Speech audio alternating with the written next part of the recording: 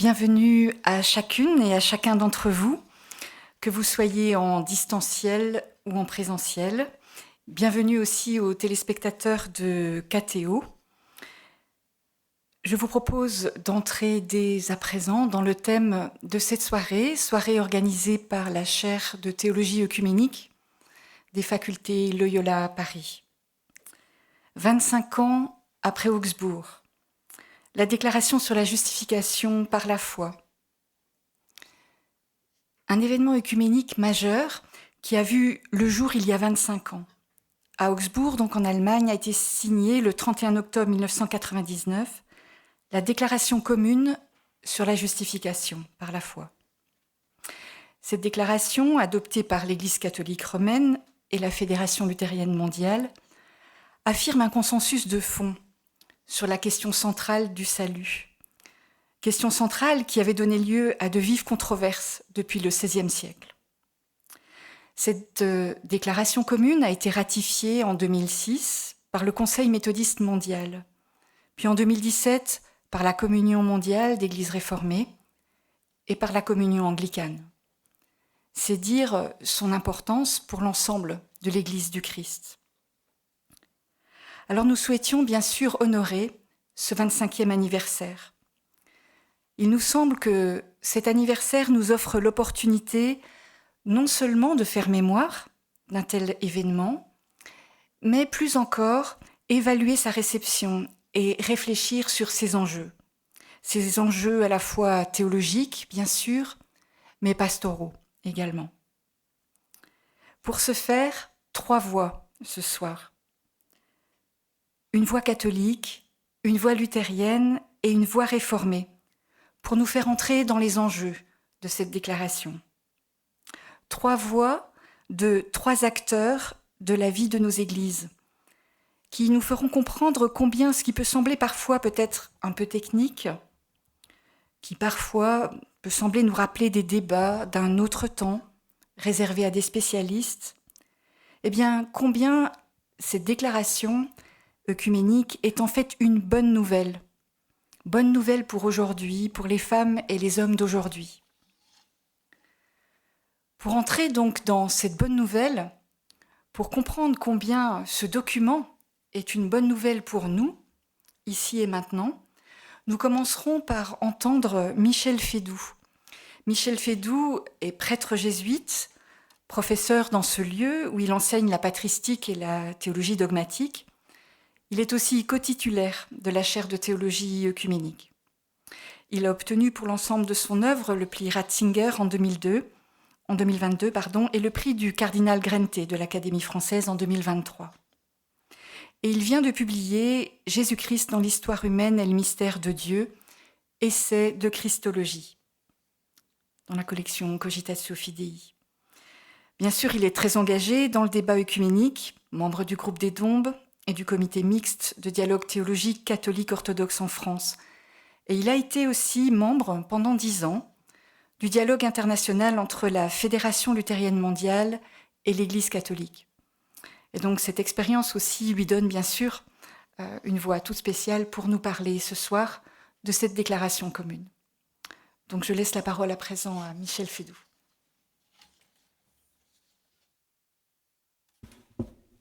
Merci beaucoup Anne-Cathy. Bonsoir à tous, à toutes. Il est de fait heureux que nous puissions commémorer, 25 ans après, l'événement exceptionnel que fut la signature à Augsbourg en 1999 de la déclaration commune sur la doctrine de la justification. Ce fut un événement exceptionnel d'abord parce que cet accord n'était pas simplement le fruit d'une commission d'experts, mais qu'il engageait au plus haut niveau l'Église catholique romaine et la Fédération luthérienne mondiale. Ce fut un événement exceptionnel surtout parce que plus de 4 siècles après les premières controverses entre luthériens et catholiques, il manifestait un accord fondamental sur la doctrine même dont Luther disait qu'elle était l'article majeur de la foi, l'article par lequel l'Église tient ou tombe. Et si l'on a dit à l'époque que ce document engageait seulement les luthériens et les catholiques, cela n'est plus vrai à présent, puisque d'autres églises, comme Anne-Cathy l'a rappelé, d'autres églises ont à leur tour adopté cette déclaration. Comme on sait, Luther avait vivement réagi au XVIe siècle contre des pratiques comme celle des indulgences qui pouvaient, à cette époque, laisser croire que les œuvres du chrétien étaient en mesure de lui procurer le salut. Face à cela, Luther avait souligné avec force « Nous ne sommes justifiés que par la foi seule ». Plus précisément, c'est le Christ seul qui nous sauve. Il est notre justice pourvu que nous croyions en lui. Du côté catholique, le Concile de Trente, toujours au XVIe siècle, avait largement intégré l'insistance de Luther dans son décret sur la justification. Certes, il soulignait davantage l'importance de la liberté humaine et de sa coopération à la grâce, mais il n'en tenait pas moins l'entière initiative de Dieu dans l'événement du salut. Malheureusement, les positions se sont durcies tout au long de l'époque moderne, au point de laisser penser que le protestantisme tenait la justification par la foi sans se préoccuper des œuvres, et que le catholicisme, de son côté, affirmait au contraire la nécessité des œuvres pour l'obtention même du salut. Or, la déclaration de 1999 a permis de retrouver un accord de fond sur le sujet. En effet, après un préambule et un développement sur le message biblique de la justification, le document avance cette formulation décisive, je cite le paragraphe 15, « Nous confessons ensemble, c'est seulement par la grâce, par le moyen de la foi en l'action salvifique du Christ, et non sur la base de notre mérite, que nous sommes acceptés par Dieu et que nous recevons l'Esprit Saint qui renouvelle nos cœurs, nous habilite et nous appelle à accomplir des œuvres bonnes. » On voit en quoi consiste l'accord. De part et d'autre, on reconnaît, dans ce document de 1999, l'initiative absolue de Dieu dans l'événement du salut, cela moyennant la foi au Christ. Les œuvres ne sont pas pour autant omises, mais, loin d'être présentées comme ce qui procure le salut, elles sont plutôt ce qui doit normalement résulter de la justification gratuitement reçue. Mais cet accord fondamental n'empêche pas qu'il y ait place pour de légitimes différences entre l'approche luthérienne et l'approche catholique. La quatrième partie de la déclaration le souligne à propos de 7 questions. Par exemple, si les luthériens et les catholiques reconnaissent ensemble que le croyant justifié reste soumis à l'attrait du péché ou à son emprise, les luthériens expriment cela en disant que ce croyant est à la fois juste et pécheur, là où les catholiques mettent plutôt l'accent sur la nouveauté apportée par le baptême. Mais les catholiques précisent eux-mêmes que cette nouveauté n'empêche pas de retomber dans le péché. De telles différences ne mettent pas en cause l'accord essentiel sur la doctrine de la justification, mais cet accord est un consensus différencié, ou littéralement un consensus différenciant, c'est-à-dire un consensus qui, loin d'exclure des différences, reconnaît celles-ci comme légitimes et comme compatibles avec l'accord fondamental. Je précise que ce n'est pas la déclaration d'Augsbourg qui a inventé cette méthode du consensus différencié. Elle était déjà mise en œuvre, par exemple, dans le cadre de certains accords entre l'Église catholique romaine et des églises orientales pré-calcédoniennes. Mais cette méthode du consensus différencié tient indéniablement une place essentielle dans le document luthéro-catholique sur la justification. On ne saurait trop souligner l'importance de cet accord qui a été ainsi signé. Alors qu'au XVIe siècle, le Concile de Trente et les confessions de foi luthériennes avaient formulé des condamnations, des anathèmes contre le parti opposé, la déclaration d'Augsbourg affirme solennellement que ces condamnations ne peuvent plus atteindre l'enseignement actuel des églises concernées.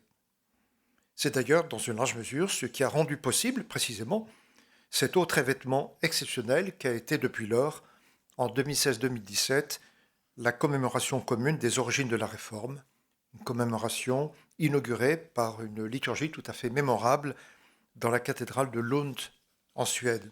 Célébration co-présidée par le pasteur Modim Younan et par le pape François.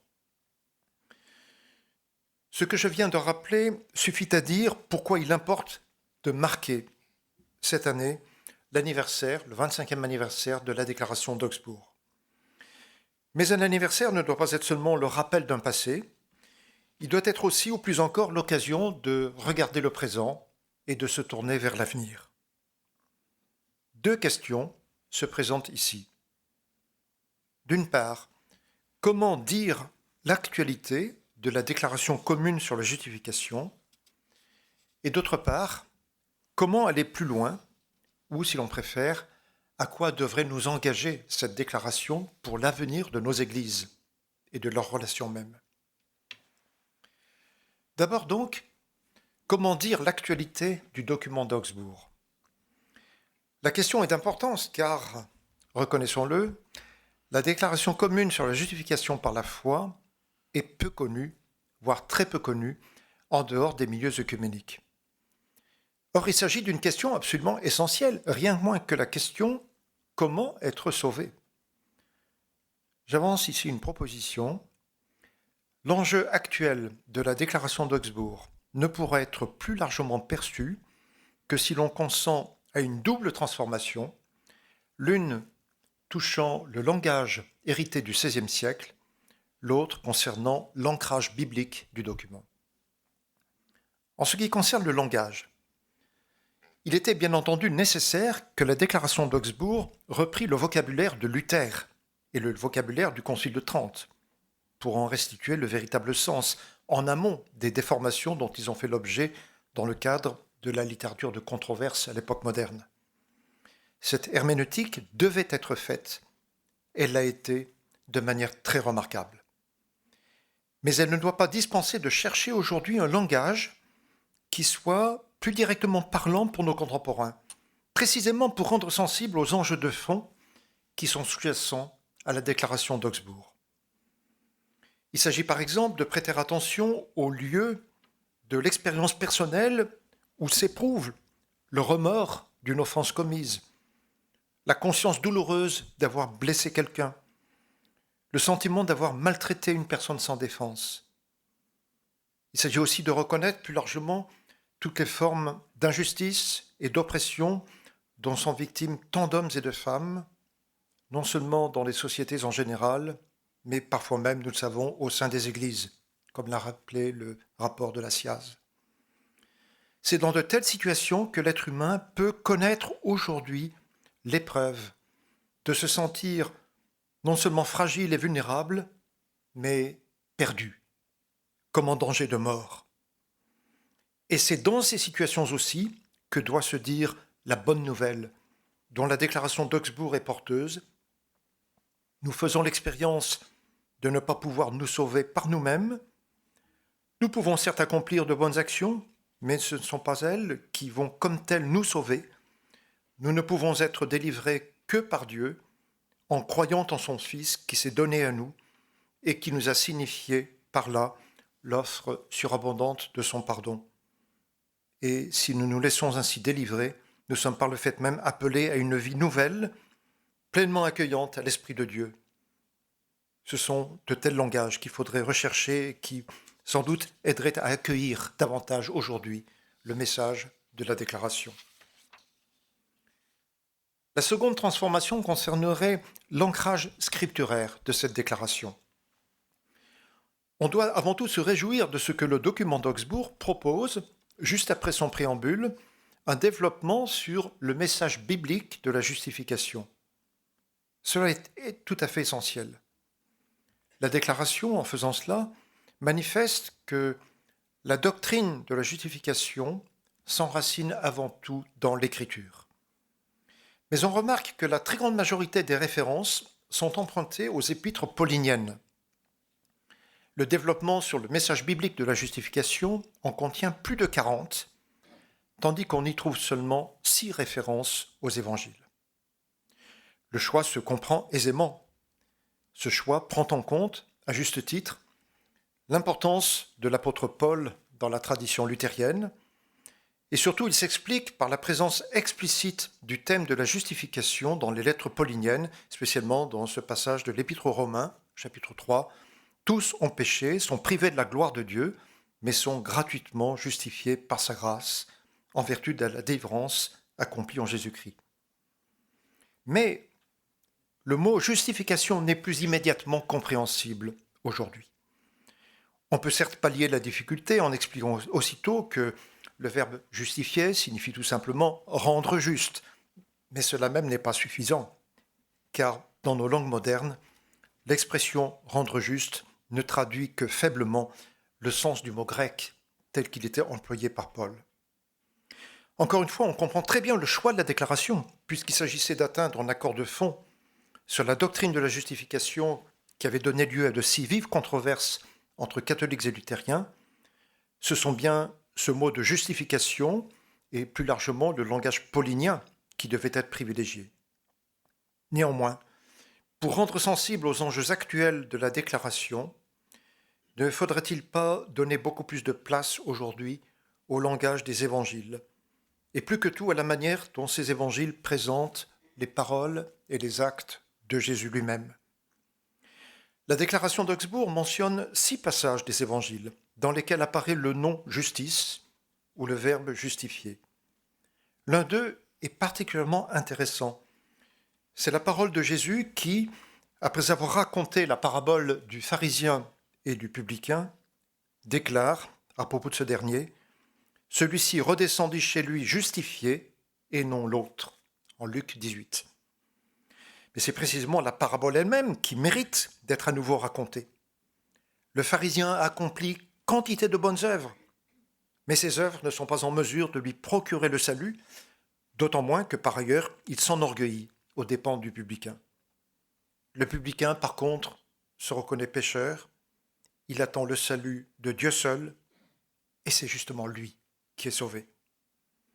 Peut-il y avoir meilleure illustration de ce que la déclaration affirme sur la justification par la grâce, moyennant la foi? Une plus grande prise en compte du langage même des évangiles n'aurait-elle pas, entre autres, des enjeux pour le dialogue avec les églises évangéliques et pentecôtistes, dont nous savons l'importance aujourd'hui?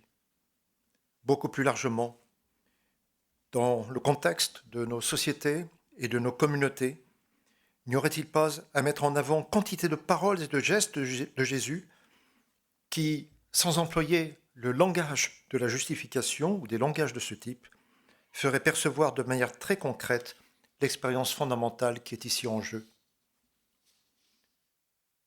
L'anniversaire de la déclaration devrait donc être l'occasion d'actualiser le message dont elle est porteuse.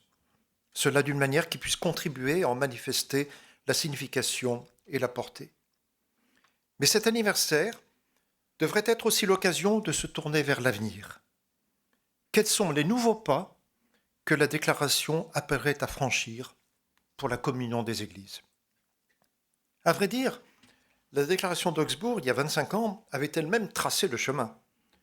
Elle disait en effet, dans son paragraphe 43, « Certaines questions d'importance diverse demeurent et exigent une clarification complémentaire. Elles concernent entre autres le rapport entre parole de Dieu et enseignement de l'Église, ainsi que la doctrine de l'Église, de l'autorité en son sein, de son unité, du ministère et des sacrements, et enfin le rapport entre justification et éthique sociale. Nous sommes convaincus que la compréhension commune à laquelle nous sommes parvenus constitue un fondement solide qui permettra cette clarification ultérieure. » Fin de citation. Y a-t-il eu des avancées réelles sur les questions ainsi mentionnées? On peut répondre par l'affirmative en ce qui concerne le rapport entre justification et éthique sociale, notamment si l'on prend en compte l'ajout important de la Communion mondiale d'églises réformées en 2017. Pour ces églises réformées, en effet, la justice n'est pas simplement le résultat éthique de la justification, mais elle est déjà impliquée théologiquement dans la justification. Je cite, « La doctrine de la justification ne peut être perçue de manière abstraite, sans rapport avec la réalité de l'injustice, de l'oppression et de la violence du monde actuel, la justification, c'est à la fois être déclaré juste et instaurer la justice. Cette importante précision, qui s'enracine d'ailleurs dans l'affirmation de Calvin selon laquelle la justification et la sanctification sont inséparables, cette précision ne peut que rencontrer l'adhésion de l'Église catholique. Mais qu'en est-il sur le terrain des questions proprement ecclésiologiques ? Certes, je l'ai dit, la déclaration d'Augsbourg a rendu possible l'événement majeur qui a été la commémoration des origines de la Réforme en 2016-2017. Mais on ne peut pas dire, tant s'en faut, que la compréhension commune de la justification par la foi ait porté tous les fruits escomptés dans le champ de l'ecclésiologie. Il serait pourtant bien nécessaire d'aller de l'avant sur ce point, en réfléchissant notamment sur le baptême, sur les ministères et sur la conception même de l'Église. En fait, pour ce qui est du baptême, la réflexion a été menée dans les années récentes au sein même de la Commission internationale luthéro-catholique. Elle a donné lieu à un document important, mais ce document n'a pas été pleinement avalisé par le Conseil pontifical pour la promotion de l'unité des chrétiens. Sans doute ce document n'était-il pas parfait. Je pense pourtant que, malgré ses limites ou ses imperfections, il reposait sur une intuition très juste, à savoir qu'une prise de conscience de notre baptême commun doit être comme tel un chemin pour progresser vers une plus grande communion. On peut espérer que, malgré les difficultés rencontrées, cette intuition pourra être de quelque manière reprise et développée. Et sans doute gagnerait-on pour cela même à s'inscrire directement dans la continuité de la déclaration d'Augsbourg. Le baptême peut être en effet compris comme le sacrement par excellence de la justification par la foi. Et s'il en est ainsi, ne faut-il pas reconnaître plus nettement que les baptisés, même s'ils ne sont pas encore en parfaite communion, ont précisément en commun d'être bénéficiaires de l'offre du salut, gratuitement reçue moyennant leur foi, et qu'en ce sens, ils participent déjà, de quelque manière, de la même Église du Christ. Il faudrait aussi avancer sur la question des ministères, qui est sans doute l'une des questions les plus cruciales dans le dialogue œcuménique entre catholiques et protestants.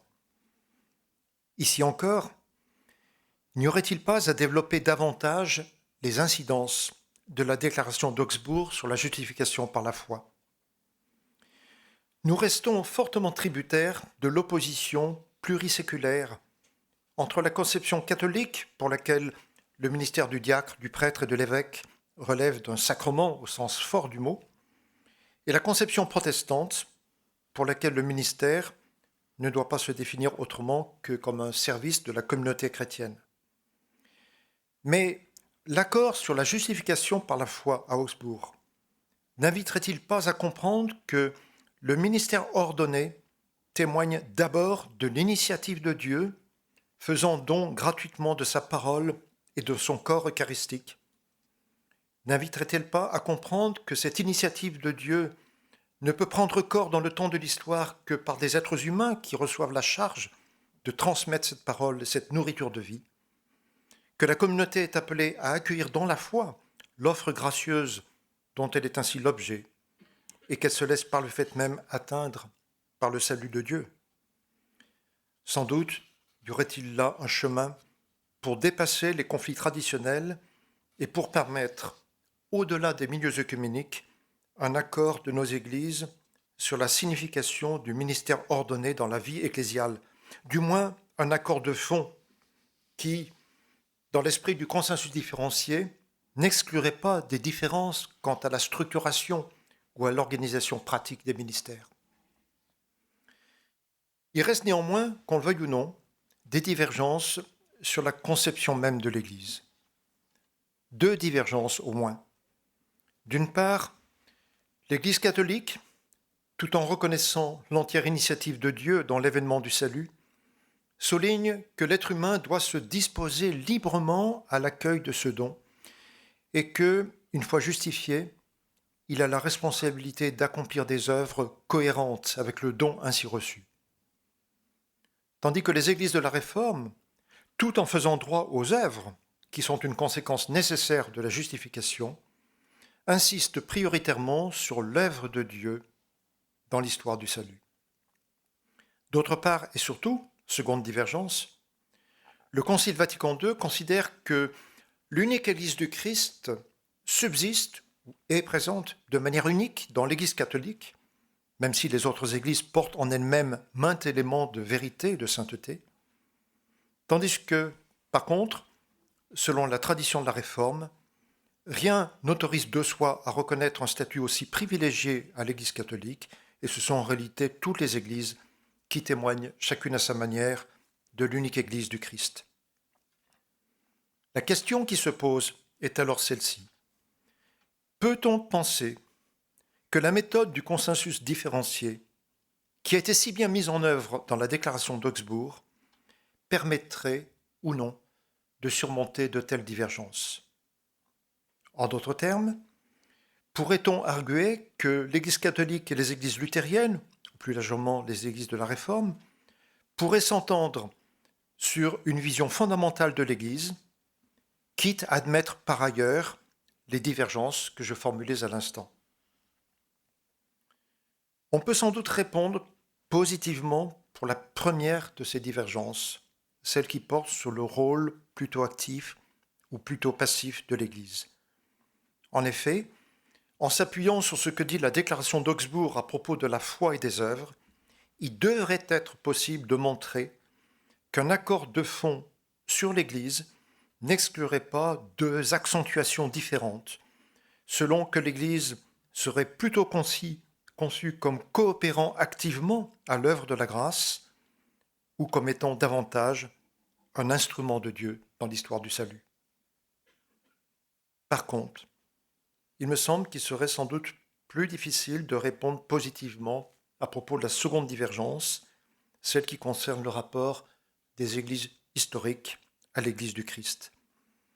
Il y a en effet une asymétrie à ce jour irréductible entre l'affirmation selon laquelle l'Église du Christ subsiste dans l'Église catholique et l'affirmation selon laquelle toutes les Églises du Christ témoignent également, chacune à sa manière, de l'Église du Christ. Le récent livre du groupe des Dombes sur la catholicité a bien reconnu qu'une telle asymétrie, à ce jour, ne pouvait pas être contournée. Mais ce livre a aussi montré que la question pouvait être du même coup déplacée. La question ne serait plus, d'abord, de chercher à appliquer la méthode du consensus différencié à l'Église elle-même, mais il incomberait plutôt aux diverses Églises de se reconnaître comme une seule Église, bien qu'en communion imparfaite, la conscience même de cette imperfection étant précisément comme le ressort et le moteur d'une conversion à poursuivre dans l'attente du jour où il serait enfin possible de communier, non plus de manière exceptionnelle, mais de manière ordinaire, à la même table de l'Eucharistie. Les quelques réflexions que j'ai proposées peuvent bien entendu prêter à discussion. J'ai voulu en tout cas souligner à travers elles que la déclaration signée il y a 25 ans à Augsbourg ne devrait pas faire simplement l'objet d'un souvenir nostalgique, mais que son anniversaire devrait être porteur d'enseignements pour les tâches présentes et à venir du dialogue entre nos églises. On ne peut qu'être très reconnaissant envers les auteurs de cette importante déclaration. Et l'on doit aussi souhaiter que nos églises, qui ont pu s'engager au plus haut niveau sur la question centrale du salut, puissent parvenir à signer un jour d'autres accords de même portée sur le baptême, sur les ministères, sur l'Eucharistie, ou plus largement dans le champ de l'ecclésiologie. Je vous remercie.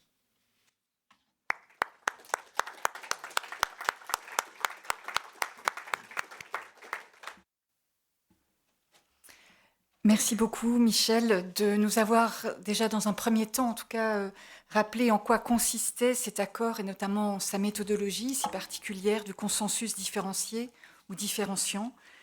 Merci aussi de nous avoir rendus sensibles au langage utilisé, aux différents langages utilisés par cet accord, tout en nous invitant à trouver peut-être d'autres langages pour dire cet accord dans des situations nouvelles aujourd'hui. Et enfin, pour les questions que tu ouvres et qui, je crois, pourront être reprises vers la fin de notre soirée entre nos trois intervenants. En tout cas, merci d'avoir déjà pointé ces divergences tout en nous laissant entrevoir une possibilité justement de consensus entre nous, consensus différencié, même concernant ce thème si complexe, difficile entre nous de l'ecclésiologie. Donc nous aurons l'occasion d'y revenir, j'espère, entre vous trois. Nous poursuivons maintenant avec la voix luthérienne de la soirée, avec André Birmelet. André Birmelet est pasteur luthérien, doyen émérite de la faculté de théologie protestante de l'Université de Strasbourg. Il a été membre de la commission Foi et Constitution, l'organe théologique du Conseil œcuménique des Églises. Spécialiste des dialogues œcuméniques, et en particulier de la notion de communion, auquel il est très attaché, il vient de publier dans la collection Unam Sanctam la Concorde de Leuenberg, 50 ans de communion, justement communion ecclésiale. Il a fait partie de l'Institut de recherche œcuménique de la Fédération luthérienne mondiale de Strasbourg et notamment de la commission de rédaction de cette déclaration commune sur la justification. Donc il pourra évidemment de l'intérieur nous parler de cette déclaration commune puisqu'il en a été un des rédacteurs. À toi la parole, donc André, et merci d'être parmi nous ce soir. Voilà, merci de... Marche, oui. Voilà. Merci de m'avoir invité. Et c'est avec grande joie que je reviens dans cet amphithéâtre de cette faculté. 25 ans de déclaration commune. Merci à Michel de la présentation de la déclaration commune. Donc, je n'ai rien à ajouter sur cette histoire qui aura duré 50 ans. On a commencé en 1972. En 1972, dans un rapport dit de Malte, on avait noté un très large accord dans la compréhension du salut. Et il nous aura fallu 37 ans, 27 ans avant qu'on puisse le signer, donc en 99. Et j'ai eu la grande chance d'être dans ce dialogue à partir de 1974. Et c'est donc au Centre œcuménique de Strasbourg que nous étions à 4 ou à 5 à avoir la responsabilité côté luthérien de la rédaction de ce travail, ce qui a entraîné des rencontres absolument fabuleuses, mais je ne vais pas vous les raconter. Je peux vous résumer la déclaration commune en une seule phrase. Nous proclamons et nous vivons le même salut en Christ, chacun à sa manière, dans son histoire, dans sa piété. Nous avons le même évangile. Nous avons peut-être des logiciels théologiques un peu différents. C'est comme il y en a parmi vous des gens qui travaillent en Word et d'autres en Apple. Je trouve que les deux logiciels, on finit par pouvoir les rendre compatibles et ainsi nos logiciels théologiques sont aussi ouverts à une certaine compatibilité. Je voudrais ce soir souligner un seul point. Une question de méthode théologique qui, à ma connaissance, n'a pas été abordée dans tous les commentaires de cette déclaration commune et qui pourtant me semble fondamentale et qui nous a beaucoup, travaillé à l'époque. C'est la différence entre un consensus doctrinal et un consensus dans la confession de foi. Consensus doctrinal, consensus dans la confession de foi. Et je crois que c'est un point qui vaut pour tous les dialogues et il est important que nous en prenions conscience. Vous savez, la finalité de la recherche œcuménique, là on est parfaitement d'accord, c'est l'unité de l'Église, la communion ecclésiale. Et comme Michel vient de le dire, aucun partenaire des dialogues actuels ne comprend l'unité de l'Église comme une uniformité. Non pas que cette dernière serait inatteignable, non. Pareille démarche contredirait même l'être de l'Église. L'être de l'Église est un être pluriel dans ce monde, selon les dieux, selon les contextes, selon l'histoire.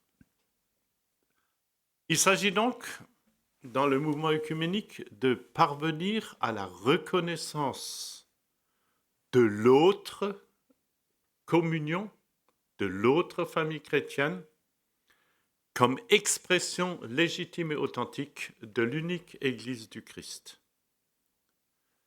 Donc, une compréhension positive de la différence. Unité et différence ne s'excluent pas. L'autre Église a ses particularités. Il y en a des bizarres. Moi aussi, dans mon Église, on en a des bizarres. Nous avons des accents théologiques divers. Notre inscription culturelle n'est pas la même, etc. Il nous faut donc parvenir, ce que Michel disait très justement et expliquait très justement, à un consensus différenciant. Nous utilisons entre-temps systématiquement le mot consensus différenciant pour la raison très simple. On a parlé pendant longtemps de consensus différencié et on s'est fait avoir. Parce qu'il y a des gens qui nous ont dit par la suite « Ah oui, pour vous, c'est un consensus à 50%, pour nous, c'est un consensus à 30%, pour d'autres, c'est un consensus à 80%. » Non, il ne s'agit pas d'intensité diverse d'un consensus. Le consensus différenciant signifie que la différence est dans le consensus lui-même. C'est pour ça qu'on utilise le mot consensus différenciant et plus consensus différencié, où ça concernerait le... Voilà. Pour parvenir à cela, que faut-il faire? Il faut évidemment avoir un dialogue doctrinal. Il est absolument indispensable. J'ai passé des décennies à être impliqué dans des dialogues doctrinaux. Ce qui serait par contre faux serait de croire que les églises doivent maintenant signer des dialogues doctrinaux, recevoir des dialogues doctrinaux. Ceci n'est pas seulement impossible à cause du volume des rapports, il y a des milliers de pages de conclusions de dialogues. Non, les dialogues ont certes pour finalité de travailler les doctrines, mais ces documents, finalement, n'appartiennent qu'aux experts. Et que font les experts? Ils cherchent des chemins qui pourraient permettre de dire les vérités fondamentales de la foi de différentes manières qui ne seraient pas nécessairement exclusives. Il s'agit de fournir le fondement théologique à un travail œcuménique qui doit encore être fait. Donc pas simplement signer un texte, mais ce n'est qu'une toute première étape. Pourquoi est-ce que nous avons été obligés de le faire? Pour la toute simple raison que toutes les différences ne sont pas légitimes. Et il y a des différences qui ont conduit à des condamnations mutuelles, des excommunications. Vous êtes exfiltré de la communion, si on peut le dire ainsi. Et ça a provoqué les ruptures entre les familles confessionnelles. N'importe quel historien vous dira que la rupture, les condamnations mutuelles ont toujours été expliquées de manière doctrinale. Mais ce ne sont pas des divergences doctrinales qui ont conduit aux ruptures entre les églises. C'est parce qu'il y avait rupture qu'on a finalement conclu, on l'a expliqué par des divergences doctrinales. Il s'agit maintenant de faire le chemin inverse, de mettre un terme à l'excommunion et de revenir à ce qu'on appelle incommunion, in communio. Le dialogue doctrinal n'aborde donc pas les différences qui ont conduit à des séparations, pour supprimer les différences, mais pour essayer de changer la nature de la différence, la qualité de la différence. Heureusement que chacun d'entre nous a son identité et cette identité lui est propre. La question est la suivante, est-ce que l'identité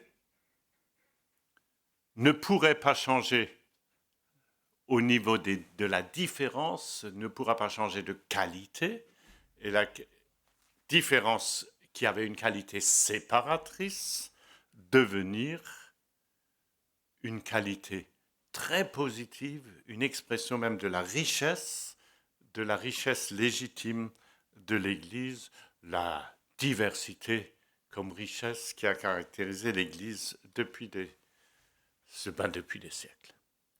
Alors ce qui est intéressant, c'est que je ne vais pas vous parler du dialogue entre luthériens et réformés qui a conduit à l'accord de Leuenberg il y a 50 ans, la déclaration de communion, c'est un autre sujet. Ce qui est intéressant, c'est que là, on a commencé à travailler cette problématique de transformation de la qualité des différences et on a fini par dire cette différence ne concerne plus l'autre Église dans l'état actuel de sa doctrine.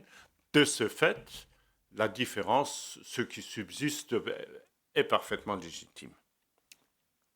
Et ce qui est intéressant, c'est qu'il y a un dénommé cardinal Ratzinger qui, en 1983, reprend la chose et il dit, là, il y a une méthode intéressante qui pourrait être utilisée dans le dialogue entre Rome et les églises de la Réforme.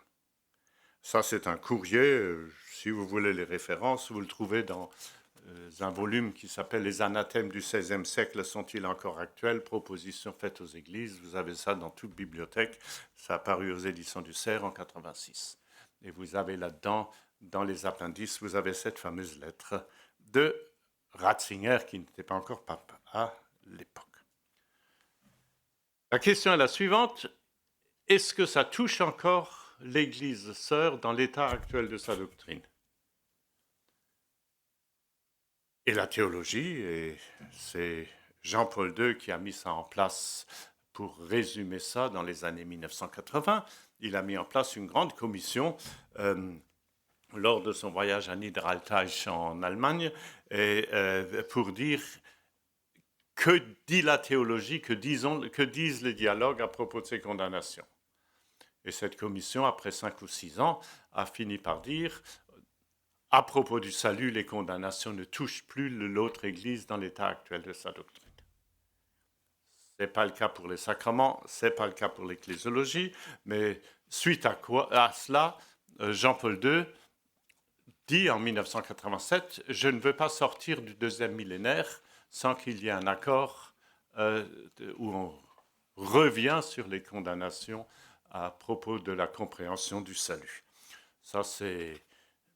Il sera tenace jusqu'au bout. Hein.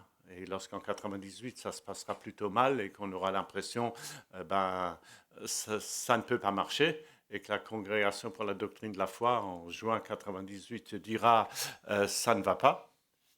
Jean-Paul II dira et ça ira quand même.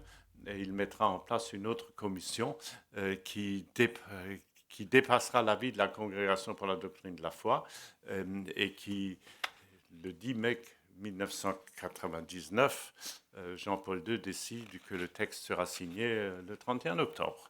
Et ce fut fait. Ça, c'est la volonté politique de Jean-Paul II a été un des moteurs majeurs qui a permis d'en arriver là. Peu importe. Que font les théologiens? Nous constatons que les doctrines ne sont pas nécessairement contradictoires. Le problème est pourtant le suivant. Où est le critère qui nous permet de dire ça? Et alors, Michel l'a dit à sa manière en prenant les récits bibliques,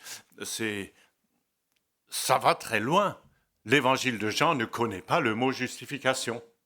Les synoptiques le connaissent une seule fois dans la fameuse histoire du pharisien et du publicain.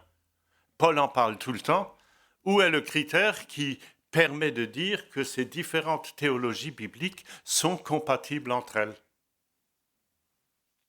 C'est là que ça devient intéressant. ce ne sont précisément pas des doctrines qui fondent nos églises. Regardez donc ce qui fonde votre église. Votre église, qu'elle soit catholique, luthérienne, réformée ou autre, votre identité vous est donnée non par une doctrine qui risque d'ailleurs de devenir idéologie, mais vous est donnée par une confession commune de la foi. Et la confession commune de la foi, ce n'est jamais dans nos symboles de foi. Je crois que Dieu est le Créateur. Je crois que Jésus est né de la Vierge Marie. Je crois que... Non, c'est je crois en Dieu, le Créateur. Je crois en Christ, né de la Vierge Marie. Vous relirez ça chez Augustin, la grande différence entre croire quelque chose et croire en quelqu'un. Et cette confession de foi, nous croyons en... C'est la relation personnelle, qui est indispensable tout simplement à la vie ecclésiale. De là, où est le lieu de la confession de foi, le lieu de la confession commune de la foi, c'est évidemment le culte de l'Église ou la messe de l'Église, la célébration, là où la parole est proclamée sous sa forme de parole orale ou prêchée, ou sous sa forme, encore Augustin, sous sa forme de parole visible dans les sacrements. C'est là que Christ est réellement présent, qu'il se donne aux siens, et c'est ça le lieu de la confession de foi. Christ, centre, norme et critère de toute vie chrétienne, là on est tous bien d'accord, mais là où les choses deviennent plus délicates, c'est lorsqu'il s'agit de célébrer ensemble et de confesser la foi ensemble. Et c'est là que la déclaration commune fait un pas décisif qui n'est pratiquement jamais noté. Elle n'est pas la première, parce que vous retrouvez ça dans l'Église ancienne. Prenez le récit de la Pentecôte. Qu'est-ce qui se passe à la Pentecôte? Le livre des Actes. Vous avez des gens, bon maintenant on ne va pas citer tous ces pays que la Phrygie, je ne sais pas, Amphilie, etc. Moi je prends les pays actuels, Turquie, Grèce, Chypre, Syrie, tous ces gens-là sont là. Ils n'ont évidemment pas la même manière de dire la foi. Chacun dans sa langue proclame le salut en Christ. Qu'est-ce qui fait leur unité? Leur unité, c'est que, acte 2, verset 41 suivant, ils sont en mesure, ils écoutent ensemble l'enseignement des apôtres, ce sont les baptisés, ils rompent le pain ensemble, la louange, la prière, et c'est là qu'apparaît le mot fondamental, le mot en grec de koinonia, le mot de communion. La communion leur est donnée dans leur diversité théologique par le fait qu'ils sont en mesure de célébrer ensemble le culte de l'Église. Ça, c'est acte 2. Et si vous voulez chercher le critère qui vous permettra de dire que la théologie de Jean, la théologie de Matthieu, de Luc, de Paul, la théologie des actes des apôtres qui est encore différente, les gens qui ont ces accents théologiques différents sont en mesure de célébrer ensemble le culte, c'est-à-dire de confesser la foi ensemble. Je trouve ça œcuméniquement fondamental. Vous n'êtes pas dans une situation où vous avez une doctrine commune. La réflexion doctrine est fondamentale. Il faut à tout prix s'accorder et lever tous les obstacles. Mais si vous cherchez le critère qui vous permettra de dire que la théologie A et la théologie B et la théologie C sont des formes compatibles, ben le critère, vous ne le trouvez que dans la formulation dans la confession de foi commune. Et je ne vais pas vous lire maintenant les passages de cette déclaration commune, mais ce qui est intéressant dans la déclaration commune, c'est que on ne vous dira jamais « nous nous accordons théologiquement sur tel point doctrinal ». Chaque paragraphe commence par « nous confessons ensemble ».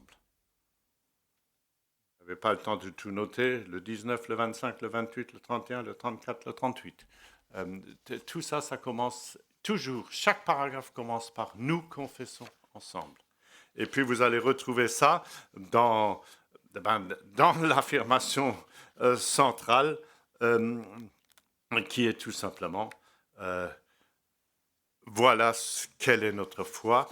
Elle a été lue tout à l'heure par Michel dans les paragraphes 14 et 15. Notre foi commune proclame. J'espère que vous sentez cette différence. Il est urgent d'avoir le dialogue doctrinal, mais le dialogue doctrinal n'est pas tout, n'est vraiment pas tout. Il ne fait que rendre possible la confession commune de la foi. Alors, ça ne vous étonnera pas que je vous dise que c'est la compréhension de la réforme du XVIe siècle et que vous trouvez ça chez Luther tout d'abord. L'Église, c'est quoi? C'est la communion des chrétiens ou des croyants où la parole est célébrée en vérité et les sacrements administrés conformément à l'Évangile. L'Église, c'est quoi? C'est la confession commune de la foi donnée dans le culte. Donc vous trouvez que c'est trop luthérien? Ben, je vais vous emmener chez Calvin. Allez voir Calvin et vous allez trouver chez Calvin qu'est-ce que l'Église? Partout où vous voyez en vérité la célébration de la parole et des sacrements, là, à n'en pas douter, vous êtes dans l'Église du Christ. Pour ceux qui notent, livre 4, chapitre 1, paragraphe 9. Alors si ça vous semble maintenant encore trop protestant, allez voir Lumen Gentium, la constitution dogmatique sur l'Église de Vatican II, et vous allez trouver la définition même de la notion de communion. Elle n'est pas différente. Là où on insistera davantage sur le ministre, mais on insistera évidemment sur la prédication de la parole et la célébration des sacrements. Voilà la communion de l'Église avec le Christ. Et c'est bien ça ce qui va libérer les choses et ce qui va entraîner qu'on dépasse le simple dialogue doctrinal. Et qui peut le dépasser? Ne peuvent le dépasser que les instances magistérielles de l'Église qui définissent sa confession de foi, qui définissent sa vie, ce qui est autre chose que simplement une affaire doctrinale. Et c'est la raison pour laquelle la déclaration commune sur le salut a passé côté luthérien dans tous les synodes. Côté catholique, ça se passe d'une manière un peu plus simple, parce que du moment que Rome a parlé, en fait, la chose est acquise. N'empêche qu'il y a eu une consultation quand même extrêmement large. Et c'est en ce sens que le passage d'un accord doctrinal à une confession de foi commune ne peut advenir que s'il est sanctionné par une instance, appelons ça une instance magistérielle. Et si vous voulez savoir qui le premier a compris l'œcuménisme de cette manière et qui a insisté sur cette distinction, il s'agit d'Yves Congar.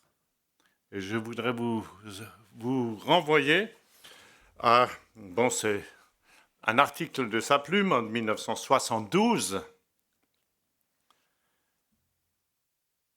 La réception ne saurait être limitée à un acte juridique par lequel une Église adhère à des positions dogmatiques et théologiques prises à un niveau hiérarchiquement supérieur. Seule l'acceptation par la communauté qui reconnaît dans la donnée à recevoir la foi des apôtres donne à celle-ci sa pleine autorité. Donc, il le dit en d'autres termes, je ne vais pas vous citer Congar encore plus longuement, que un accord théologique, il est fondamental. Moi, j'ai passé des décennies à faire du dialogue doctrinal et je continuerai à le faire. Mais ce n'est que l'étape avant-dernière. Et il faut parvenir, et je trouve que c'est la grande percée de cette déclaration commune, de ne jamais dire « voilà notre doctrine commune », mais de dire « nous confessons ensemble ». Et alors ça donne le culte d'Augsbourg le 31 octobre 1999, et ça donne le culte que tu as cité, Michel, donc le coup que nous a fait le pape, parce que je ne peux pas le dire autrement, le pape François, nous avions prévu au niveau de la Fédération luthérienne mondiale de faire une grande célébration donc pour ouvrir l'année de la Réforme 1507, donc le 1er novembre 1517, et donc le 31 octobre 2016, on prépare un grand culte et puis on va à Lund, l'endroit où est née la Fédération luthérienne mondiale, et on prévoit tout ça. Et au moment où on veut faire ce truc-là, message de Rome, le pape aimerait bien venir. On avait une cathédrale de 300 personnes, pour 300 places. Et on a en vitesse loué la patinoire à côté avec 5000 places. Mais je trouve ça phénoménal. Et alors vous avez là l'évêque luthérien de Jérusalem, Yunan, qui a été cité, et puis le pape, qui célèbre ensemble le culte. Et reprenez l'homélie du pape. Nous confessons ensemble la même foi en Jésus-Christ. Et ça, je trouve ça extrêmement important de voir ce passage, donc la réalité de la vie ecclésiale qui intervient. C'est là qu'un accord œcuménique a son sens.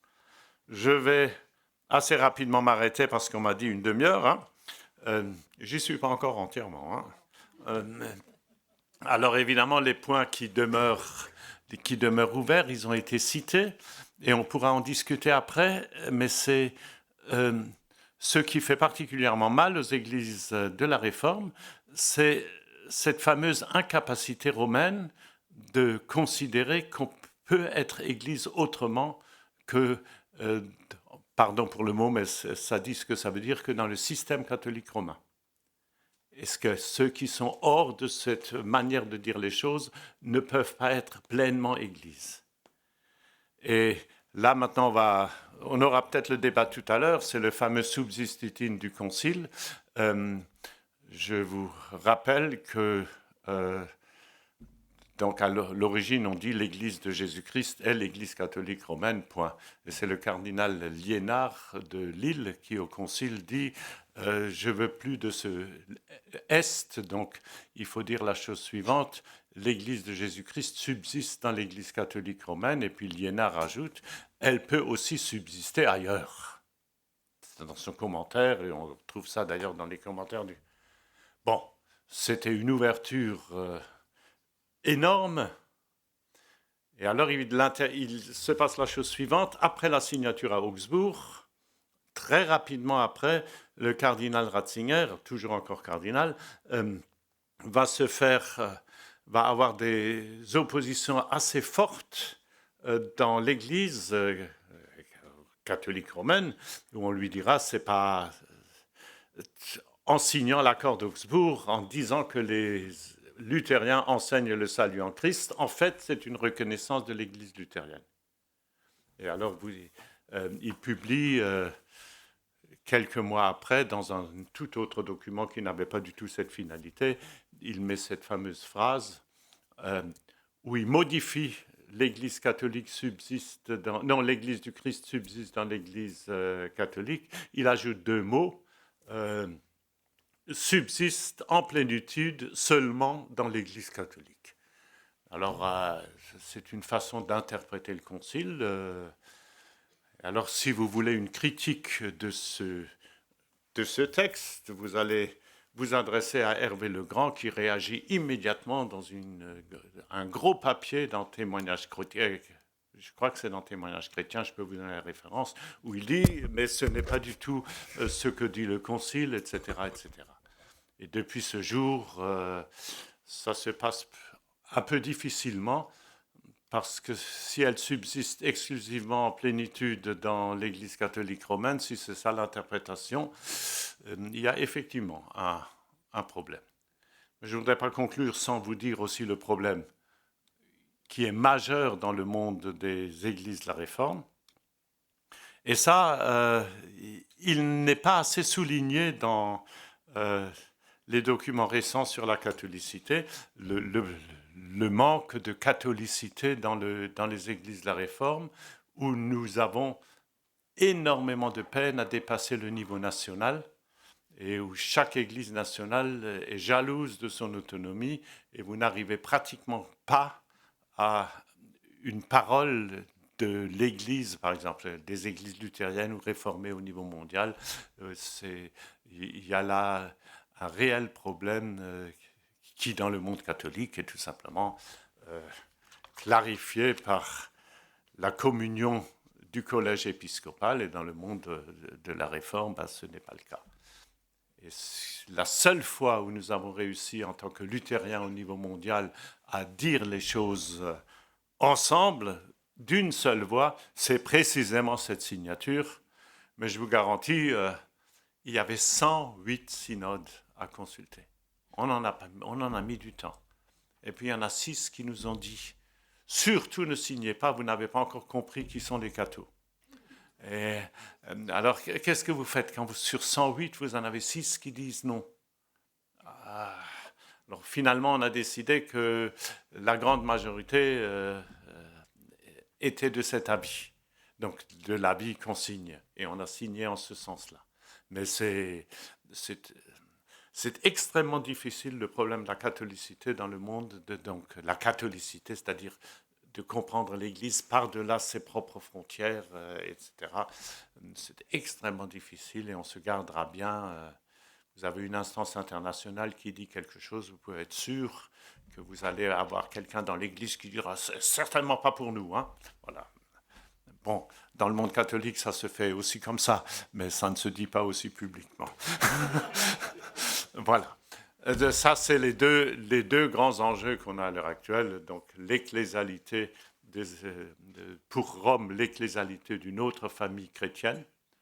Et je vous dis, à Lund, François a évité de parler des églises luthériennes. Il a parlé des communautés luthériennes. Parce qu'il sait trop bien combien l'enjeu est difficile dans sa propre église. Et puis le problème du côté des églises de la Réforme, le problème de la catholicité. Voilà, j'ai pas trop dépassé l'horaire, alors je m'arrête là.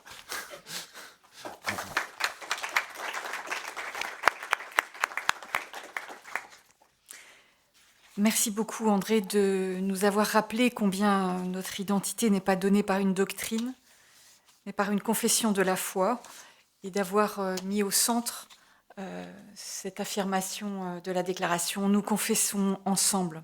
Voilà quelle est notre foi. Et puis merci aussi d'avoir souligné ce qui reste comme question ouverte. On aura l'occasion bien sûr d'en reparler, je l'espère. Et nous avons à nouveau entendu parler de l'ecclésiologie. Comment reconnaître l'ecclésialité de l'autre. Donc nous gardons ces questions bien sûr pour tout à l'heure. Et puis nous poursuivons notre soirée, cette fois-ci en écoutant la voix réformée avec Emmanuel Sebold. J'ai beaucoup de joie à accueillir Emmanuel Sebold, pasteur de l'Église protestante unie de France, présidente du Conseil national de l'Église protestante unie de France, et on peut dire que c'est la première femme à être élue à cette fonction. Et aussi, je vous invite à lire l'ouvrage dans lequel elle intervient. Elle écrit le livre qui s'intitule « Des femmes et des dieux » aux éditions Les Arènes. 3 femmes, une imam, un rabbin et une pasteur, donc Emmanuel Sebold, ont décidé d'écrire un livre ensemble. Livre dans lequel elles réfléchissent ensemble à la place de la femme dans leurs traditions respectives. Mais c'est aussi un ouvrage qui dit leur espérance commune à cet imam, ce rabbin et cette pasteur. Merci aussi pour cet ouvrage et cette espérance qui est donnée. Et il me semble que maintenant, il est important que nous entendions quelles sont les conséquences de cette déclaration commune, les conséquences pastorales de cette déclaration commune, et puis aussi comment est-elle reçue et dite par une voix réformée. Donc merci Emmanuel. Merci beaucoup de m'accueillir ce soir. je suis tout à fait intimidée d'être entourée de gens, voilà, de si grande qualité pour une petite pasteur de paroisse. C'est tout à fait intimidant. Nous proclamons et nous vivons du même salut en Christ. André vient de le rappeler, Michel aussi. Le cœur de cette déclaration, le cœur de ce qui a été proclamé ensemble, c'est ce même salut en Christ. Et André l'a rappelé, en 2016, il y a eu cette célébration à Lund, et pour ouvrir l'année 2017 de ces 500 ans de la Réforme, la Fédération luthérienne mondiale s'est reposé la question de ce cœur de l'Évangile, sur quoi repose cet article sur lequel repose l'Église et sans lequel elle s'écroule, vous l'avez déjà entendu, la justification par la grâce par le moyen de la foi. Et les églises de la Fédération luthérienne... Alors là, je parle pour les luthériens, parce que l'Église protestante unie, on est luthériens et réformés. Donc c'est vrai que moi, j'ai grandi en milieu réformé, mais je me dois de tenir les deux au niveau de l'Église protestante unie. Et donc la Fédération luthérienne mondiale s'est questionnée en 2017 en se disant « Que signifie aujourd'hui être justifié par grâce ?» Qu'est-ce que ça veut dire? Et c'est la question que Michel posait tout à l'heure. Quel langage on va utiliser aujourd'hui pour dire le cœur de l'Évangile? Qu'est-ce qui fait notre foi? Que signifie être sauvé? Michel l'a ouvert tout à l'heure, cette question. Et je voudrais y rester un tout petit peu avant de voir pour les églises les conséquences. Que signifie être sauvé? Cette question n'est pas impertinente ou pertinente. Alors, mon professeur de dogmatique de l'époque, je ne dirais pas de quelle époque, enfin quand j'étais à la fac, c'était André Gounel. Et André Gounel commençait son cours sur le salut en racontant des petites histoires. André Gounel avait toujours des petites histoires à raconter pour que les étudiants comprennent bien le sens de ce qui allait suivre. Alors, bon, il y en a deux qu'il aimait bien raconter. La première, c'est ce professeur de dogmatique qui est en train de réfléchir sur le chemin de la faculté au cours qu'il va donner sur le salut. Et puis quand il passe sur un pont, ça pourrait être à Paris, il passe sur le pont au-dessus de la Seine, et puis un homme est tombé dans l'eau et crie « Sauvez-moi, sauvez-moi ». Et le théologien s'arrête tout perplexe et dit « Oui, bien sûr, mais qu'entendez-vous par sauver ?» Voilà bien la question. Donc, question du professeur tout à fait déplacée, puisque là, c'était très clair de quoi l'homme voulait être sauvé. La situation parlait par elle-même. Et autre petite histoire qu'il racontait aussi, qui venait là des États-Unis, une petite ville, différentes églises, méthodistes, baptistes, épiscopaliennes, presbytériennes, pentecôtistes, sont mises d'accord. C'était un grand miracle. Et toutes ces églises se sont mises d'accord pour conduire une campagne d'évangélisation sur le thème « Jésus, notre Sauveur ». Et donc, grand défilé de chorales, d'orchestres, de groupes de jeunes, de groupes des diverses églises qui portent d'immenses pancartes « Jésus sauve ». Et le lendemain, dans le journal, une grande photo avec ce défilé et ce commentaire « Ils nous disent tous qu'ils sauvent, mais personne ne dit de quoi ». Et je pense qu'il faut se reposer sans cesse la question et se poser cette question aussi dans la perspective de cette déclaration conjointe. Finalement, nous proclamons le salut en Jésus-Christ. Mais de quoi l'être humain a-t-il aujourd'hui besoin d'être sauvé? Alors on peut lister un certain nombre de choses. À l'époque de Luther, on nous raconte qu'il était lui-même terrorisé de ne pas être en règle vis-à-vis de Dieu, qu'il était écrasé par la culpabilité. J'ai rencontré moi-même, dans ma pratique pastorale, des membres d'église écrasés par cette culpabilité, étant en recherche permanente d'être libérés de la culpabilité, libérés, convaincus qu'ils étaient indignes aux yeux de Dieu. Et c'est un travail pastoral d'accompagnement qui parfois échoue pour des raisons qui échappent bien sûr au pasteur. Mais cette manière de vivre aujourd'hui sa foi n'est loin de là pas majoritaire dans les églises. Aujourd'hui, finalement, assez peu de personnes dans les églises catholiques ou protestantes vivent cette culpabilité. En tout cas, peut-être pas par rapport à Dieu dans leur foi. Mais la culpabilité peut être autre. Elle peut être suite à des choses faites ou pas faites et qui ont eu des conséquences dramatiques. Des personnes qui peuvent vivre avec des regrets terribles, une culpabilité de ce qui a été fait ou n'a pas été fait, dont ils n'arrivent pas à être libérés. Et l'affirmation que Dieu entend, qu'il peut prendre sur lui la faute, que la personne peut lui remettre ce qui l'écrase, cette affirmation doit être posée, doit être accompagnée. C'est un chemin de libération qui est long, parfois très long. Et au-delà des culpabilités personnelles, particulières aux histoires vécues, dans la société actuelle, j'entends une culpabilité collective que je n'entends pas beaucoup dans les églises. Et je dirais là, peut-être malheureusement. Mais la culpabilité de la société, la culpabilité collective devant l'état du monde, de la création, la biodiversité, les changements climatiques, etc. Mais j'y reviendrai peut-être tout à l'heure. J'y reviendrai évidemment tout à l'heure. Pour en rester au sein des églises, j'entends une dernière culpabilité, celle de ne pas avoir réussi ou de ne pas réussir à transmettre la foi aux générations suivantes. Culpabilité de voir une société changer, de ne plus la reconnaître. Culpabilité de voir des assemblées vieillissantes et la crainte d'être les derniers croyants. Il ne s'agit pas là tellement d'une culpabilité vis-à-vis de Dieu, mais plutôt d'une profonde tristesse, d'un désespoir de ne pas avoir fait ce qu'il fallait.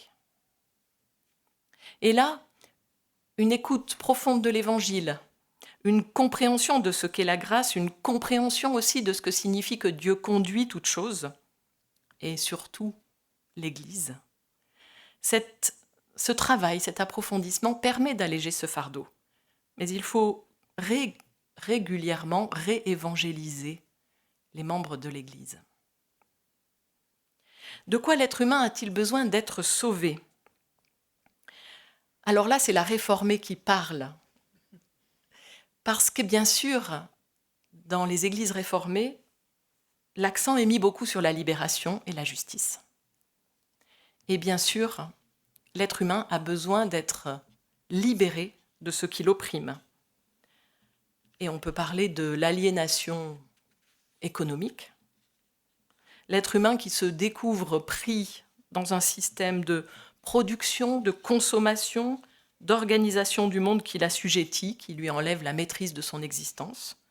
C'est de pire en pire avec tous les outils informatiques qui font qu'on devient de moins en moins capable de faire par soi-même quelque chose. Et que si la machine a décidé, pour une raison qui nous échappe complètement, qu'elle ne va pas fonctionner aujourd'hui, eh bien, l'être humain se trouve devant la machine dans l'incapacité de faire quoi que ce soit. Il y a une aliénation, une perte complète de liberté et de capacité d'agir par soi-même. Dans la société de production et de consommation, tout se centre sur l'objet à fabriquer, à vendre, à acheter, et l'être humain, sujet, devient lui-même subordonné. L'exploitation d'une part de l'humanité par une part minoritaire de l'humanité. Je ne vais prendre qu'un exemple. Quand pour ce qu'on appelle aujourd'hui les GAFAM, Google, Apple, Facebook, Amazon, Microsoft, quand pour ces grandes entreprises, il faut développer des téléphones portables, des ordinateurs toujours plus performants, plus puissants, avec une vitesse de transmission des informations toujours plus rapide, eh bien, à ce moment-là, le besoin de minerais explose. Et ce minerai, il s'appelle, entre autres, mais en majorité, le coltan. Plus de 60% des réserves de coltan se trouvent en République démocratique du Congo. Et l'exploitation de ce coltan a fait en 20 ans plus de 6 millions de morts. Dans une indifférence pratiquement générale. Et quand des usines vont s'installer au Rwanda, qui lui-même n'est pas producteur de coltan, mais que ces grosses usines s'installent au Rwanda, on ne se pose pas la question d'où vient le coltan du Rwanda. Il vient du Kivu, en RDC. On pourrait multiplier les exemples d'oppression des humains par d'autres humains pour le bénéfice de quelques-uns.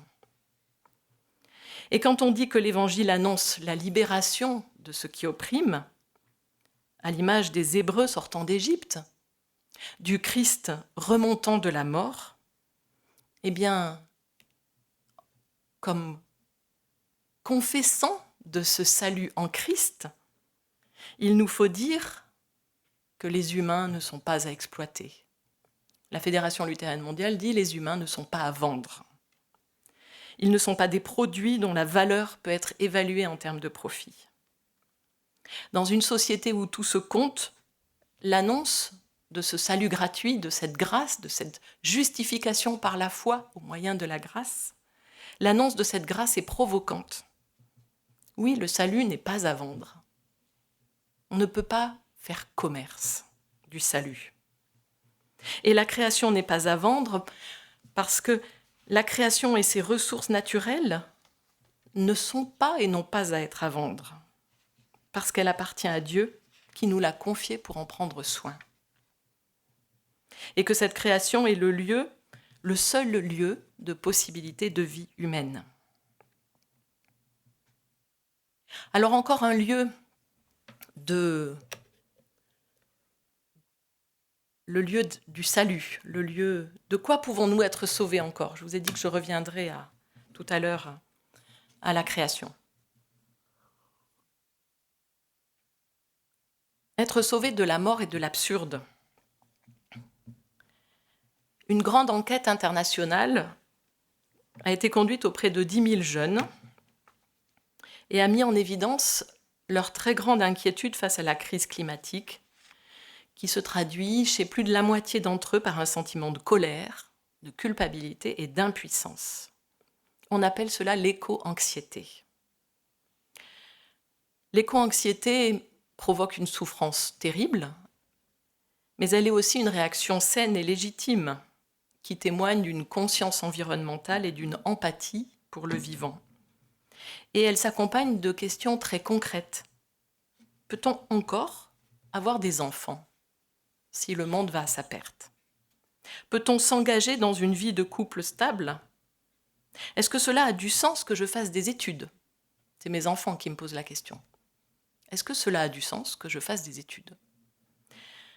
Est-ce que ça a le moindre sens que je m'engage dans un métier alors que tout va disparaître ? Comment les églises peuvent-elles répondre à cet absurde ? Comment l'espérance chrétienne a-t-elle quelque chose à dire aux jeunes générations ? Alors il y a des réponses qui sont insuffisantes ou inacceptables. Certaines églises disent « il n'y a rien à faire, Dieu va agir ». C'est de mon point de vue inaudible, du point de vue de beaucoup inaudible, mais cette réponse existe, et existe dans certaines églises chrétiennes. D'autres disent « ça n'est pas si grave, et de toute façon notre espérance est ailleurs ». Espérance hors sol. Là encore, pour moi, ça n'est pas acceptable, mais certains l'affirment. Pour moi, l'espérance chrétienne et le salut, c'est bien autre chose que cette affirmation éthérée. L'espérance chrétienne est pleinement ancrée dans le monde, dans la création, parce que Dieu s'est incarné. L'être humain n'existe que dans et avec la création, et pas sans elle. On a parlé beaucoup des lettres de Paul, mais pour moi, le verset de l'évangile de Jean, Dieu a tant aimé le monde qu'il a donné son Fils unique, afin que quiconque croit en lui ne périsse pas, mais qu'il ait la vie éternelle. Dieu a tant aimé le monde, pas l'humanité, Dieu a tant aimé le monde. L'espérance chrétienne, le théologien Jürgen Moltmann le dit ainsi, l'espérance chrétienne voit dans la fin le commencement. Dans la fin, le commencement. Dans le tragique, dans la mort annoncée, dans la fin annoncée, dans le danger de la situation actuelle, un commencement est possible, un avenir est possible. Et pour cela, il faut accepter la mort, il faut accepter de perdre, il faut accepter d'abandonner beaucoup de choses. Il ne faut pas simplement faire quelques réglages à la marge. Il y a des choses à arrêter, à transformer de l'intérieur. Être sauvé pour, parce que en Christ, la grâce de Dieu nous est donnée comme un don gratuit et inconditionnel. Et ce don gratuit appelle une réponse de gratitude, qui s'exprime dans un engagement d'amour et de compassion avec les êtres humains et l'ensemble de la création. C'est Anne Burghardt qui écrit cela, la secrétaire générale de la Fédération luthérienne mondiale. Je vous ai dit Église protestante unie, on passe des réformés aux luthériens tout le temps. Oui, réponse de gratitude. Réponse de gratitude en découvrant que je suis sauvé par grâce. Cette réponse se traduit dans l'action. L'espérance ouvre sur l'éthique et l'engagement. Et cet engagement, dont beaucoup désespèrent, cet engagement du chrétien ne le désespère pas parce qu'il sait que c'est dans les mains de Dieu. Savoir que tout est dans les mains de Dieu ne signifie pas ne rien faire, mais signifie que l'engagement que nous prenons et les efforts et tout ce que nous mettons en œuvre ne peut pas nous désespérer, car tout est dans les mains du Père. Alors, cette déclaration conjointe, dont j'ai essayé de redire comment on pourrait dire aujourd'hui le cœur de l'Évangile que nous proclamons ensemble et ce salut que nous proclamons ensemble en Christ. Si on a parfois l'impression que les débats des théologiens sont d'un autre temps, avec des mots d'un autre temps, eh bien, j'ai l'impression que dans les paroisses, nous sommes beaucoup plus en retard que les théologiens. Il y a une grande difficulté dans les églises, et là je parle des églises protestantes, à vivre vraiment de la grâce. Nous mettons cela en avant. Mais dès que nous avons annoncé le salut, eh bien aussitôt arrive « Ah oui, mais attention, la sanctification ». La sanctification perd son sens de reconnaissance, perd le sens de libérer pour servir, et se transforme en fait en vérification du don de la grâce. Et je ne parle pas encore là de la théologie de la prospérité. Si tu crois, alors tout te réussit. Dans d'autres églises, il y a beaucoup de difficultés à passer d'une espérance éthérée à une espérance qui appelle à l'action et à l'engagement. Il y a une grande difficulté à mettre sa foi en mouvement, comme si la tristesse, la peur de ce qui vient, tétanisait complètement les croyants et les empêche d'imaginer les petits pas et les petites choses que l'on peut faire aujourd'hui Comment recevoir chaque fois à nouveau la nouveauté de l'Évangile dans nos vies d'Église? Comment approfondir la vie commune, œcuménique? Quels sont les pas suivants? Ils sont très difficiles à imaginer aujourd'hui. Et là, je parle de ce que je vois, de nos relations au niveau local, entre Église catholique et paroisse, Église locale de l'Église protestante unie. Approfondir les pas suivants ensemble, c'est aujourd'hui très difficile parce que les uns et les autres, nous nous sentons dans une situation, j'allais dire d'assiégés, c'est peut-être, le mot est sans doute trop fort. Mais en tout cas, nous avons du mal à voir l'avenir de nos églises. Nous voyons le nombre de pratiquants qui diminue. Nous nous sentons un peu comme les derniers des Mohicans, à tort, parce que l'Évangile est annoncé aussi ailleurs et de d'autres manières.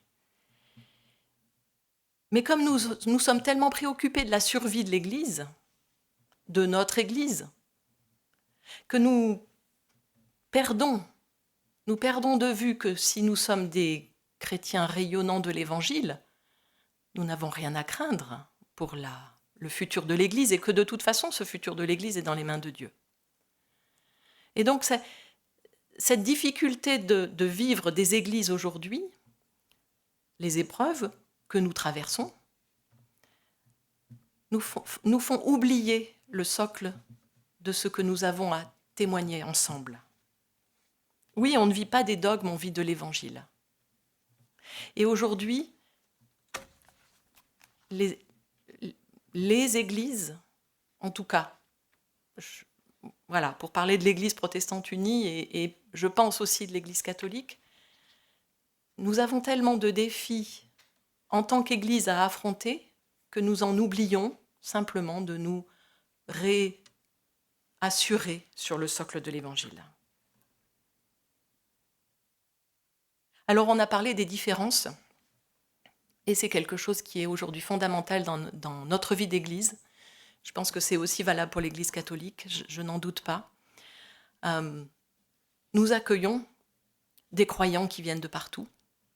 Nous accueillons aussi des gens qui sont des nouveaux croyants et qui n'ont aucune instruction religieuse, qui viennent par le fait de l'esprit, et c'est incroyable.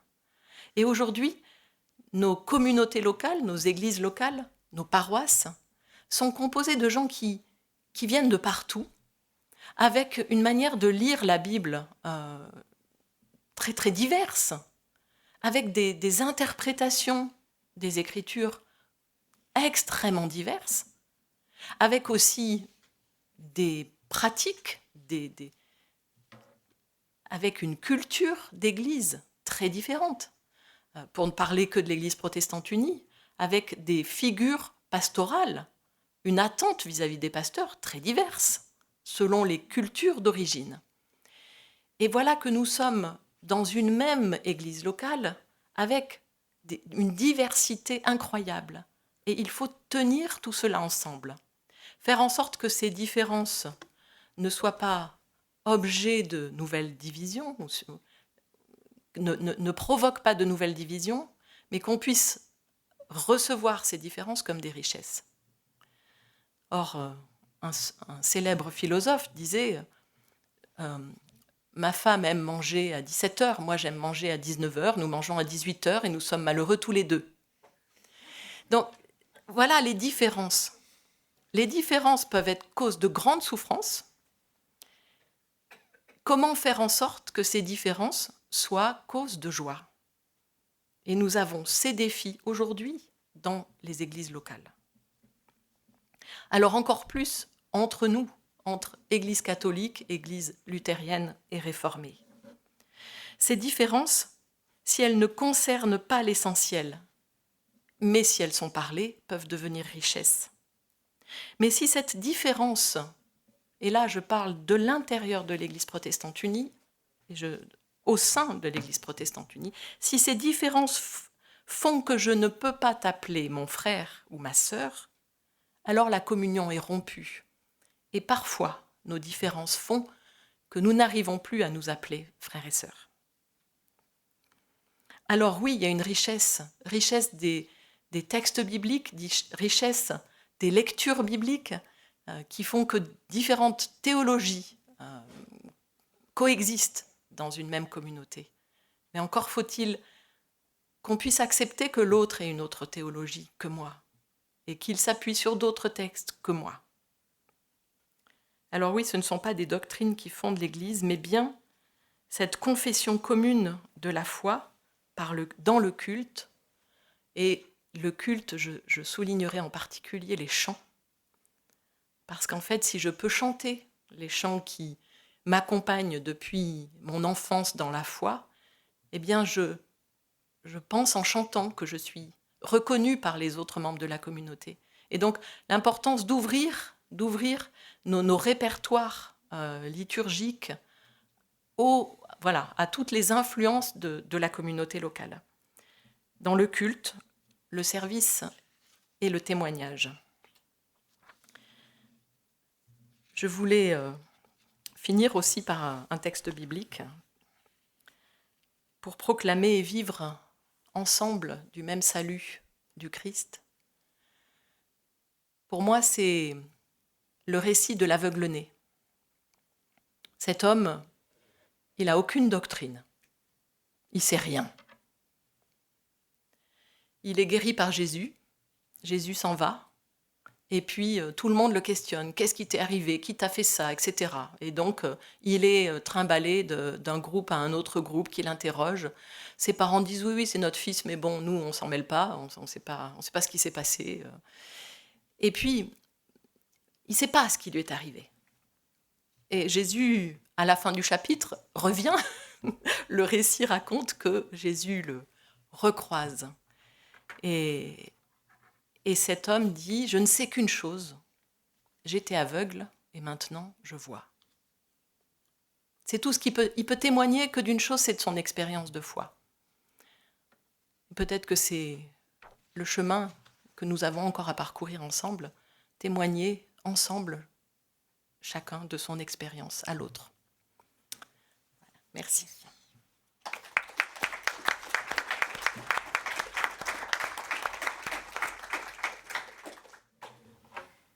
Merci Emmanuel de nous avoir plus particulièrement signifié ce que veut dire être sauvé dans nos vies quotidiennes, nos vies paroissiales, et puis d'avoir fait le lien entre justification et libération, liberté. Et enfin, de nous avoir rappelé ce défi de travailler sur nos différences, sur la nature de nos différences, afin que de séparatrices, elles deviennent légitimes, tout simplement, et acceptables par les uns les autres. En tout cas, merci pour ton intervention.